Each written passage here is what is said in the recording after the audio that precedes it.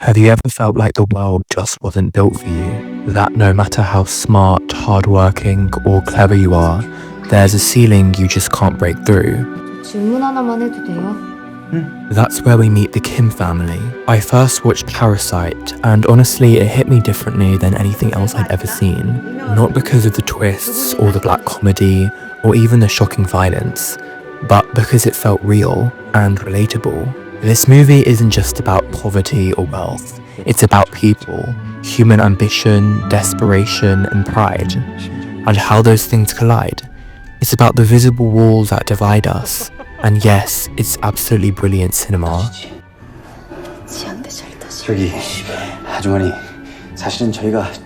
Let's dive in. Now, before we begin, hit the subscribe button so you'll never miss any other video of mine. Right from the start, Bong Joon-ho immerses us into the Kim's family basement apartment.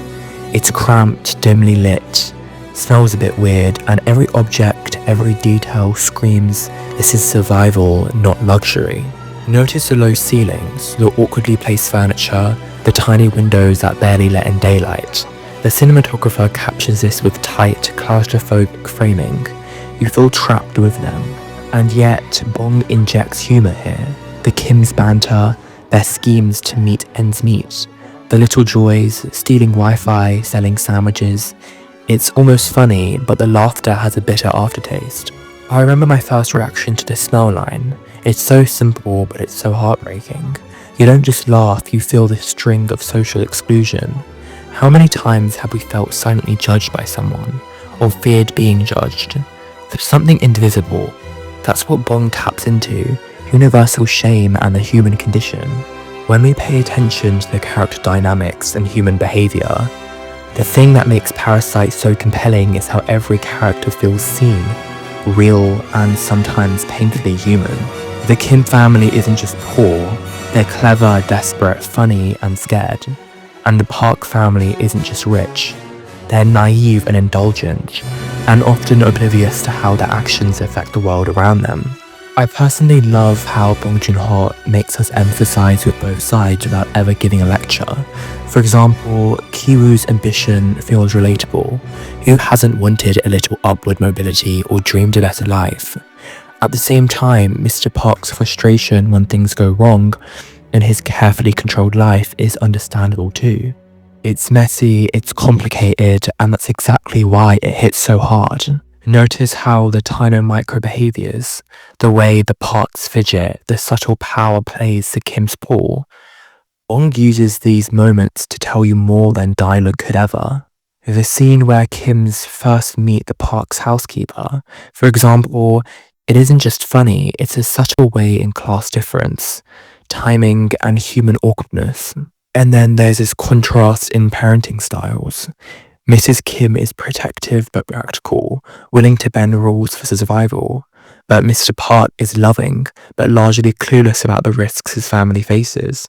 And that tension, it's genius, it's human, it's relatable, and it's something that keeps viewers invested emotionally for the entire film. Now, let's talk about the cinematography, because Parasite isn't just a story, it's a visual essay. Every shot is meticulously crafted to reinforce that class divide and tension. Take the house itself. For example, the Park house is spacious, modern, and minimalist, almost sterile. The camera often frames the Parks from below, emphasizing their dominance. The Kim's semi-basement home, on the other hand, is cramped, dim, and cluttered. This is all purposeful.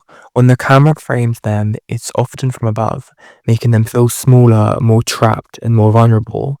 It's subtle but powerful storytelling through visuals alone. The film is filmed vertically, and I personally can't get over the way that Bong uses it as a metaphor. The stairs, the slopes, the basements, and the hill heading to the Park's house, they all tell a story of social hierarchy without actually saying a word. And the use of natural light is incredible.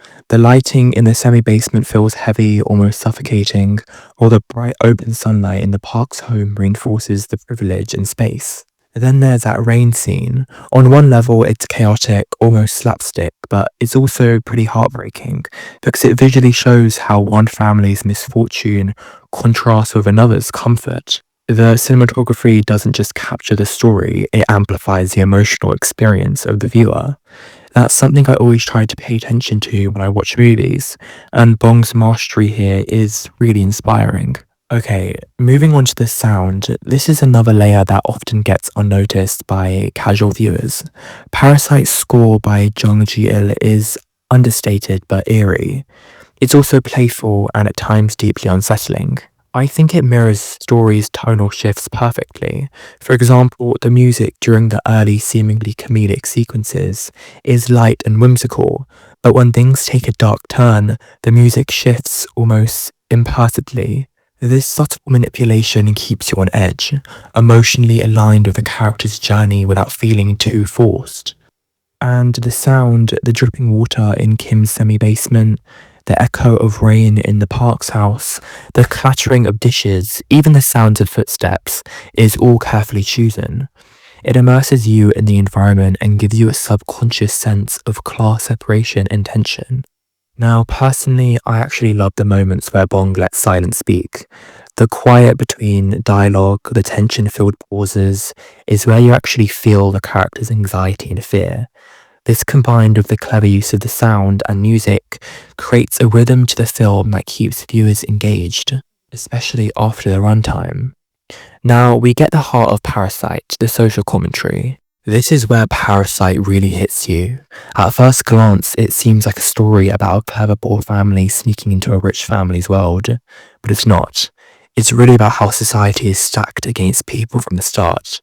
It's about the gaps between the haves and have-nots, and how those gaps shape behavior and even morality. What I love about Bong Joon-ho here is that he trusts the audience. He doesn't just stop and explain the lesson. There's no preachy speech about wealth or fairness. Instead, he actually shows the consequences, the struggle, the small humiliations, the constant pressure to keep up, and the tiny victories that feel like survival rather than success. Watching it, you can't help but feel sympathy and discomfort at the same time. The park's home is his perfect spacious world, but it has literal hidden depths, like the secret basement. It's not just a twist for shock value, it's a legitimate visual metaphor for the layers of society that we don't actually see. The people living there are invisible, just like the underclass often is in real life, doing the work, suffering, and existing unnoticed. It's clever, dark, and almost terrifying, when you think about it, really. What really gets me is how this movie lingers. It's a story that stays with you, even days later. Parasite is one of those films you could dissect 100 times and still find something new.